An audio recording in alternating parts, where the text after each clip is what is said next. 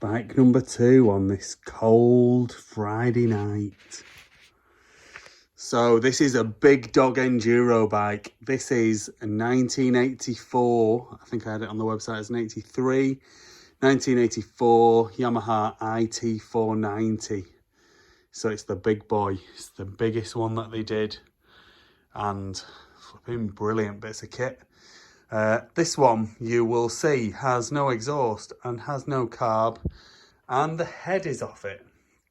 So when I was having a look around, yeah, it came with no carb or exhaust, and obviously side panels as well missing. And when I was looking around it, I noticed that the cylinder head nuts were missing, and I also noticed there was this fin missing as well. Now, a very, very good welder would be able to put a new fin on that, but there would have to be a good welder, obviously, or you'd have to look for a new head. And there was no head nuts on it, so I took the head off to have a look inside. I'm not so sure what a good view you're getting of that. The engine turns over, there's no piston in it, so you just got to be careful about it catching on the exhaust port, the conrod. It's not maybe as free as I would like it. It is free, but I would suspect it needs either mains or a big end bearing, or preferably both, as far as I would be concerned. So that is just that, I'm afraid.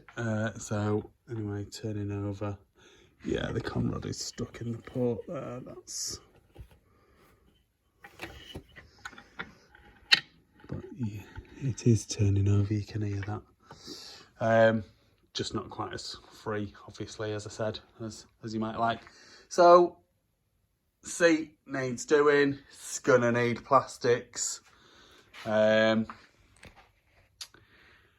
Frame looks to be in good nick, kickstart's in good nick, the engine cases seem to be in good nick. Lots of it seems to be right good, to be honest. The frame underneath looks good. Original frame paint, which is nice. Once you've powder coated it, it won't ever be original again. All the frame numbers are intact. The forks, all the chrome is good. I would say it's got pretty original controls on it, which is nice to see. Not sure on the headlamp, that might be original. Might not. But yeah, the forks look good. The front rim looks absolutely flipping belting. It's made in 1983, September 1983, so that's the original front rim. I reckon it's not done a huge amount of work, this.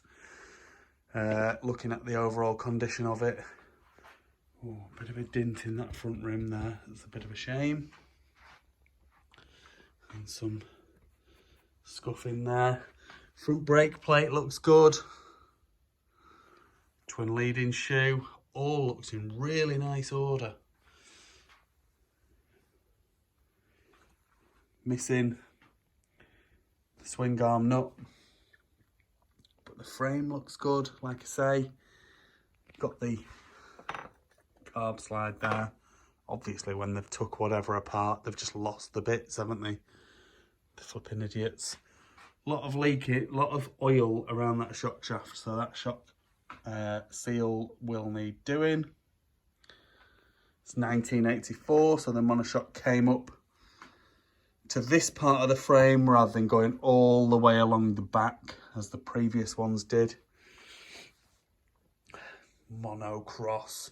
It's a proper mid-80s hooligan enduro bike, this. Proper thing. And like the rear brake arm and stuff like that all looks amazingly good condition. Look, just looks beautiful, and it's the original stuff. Rear rim looks good.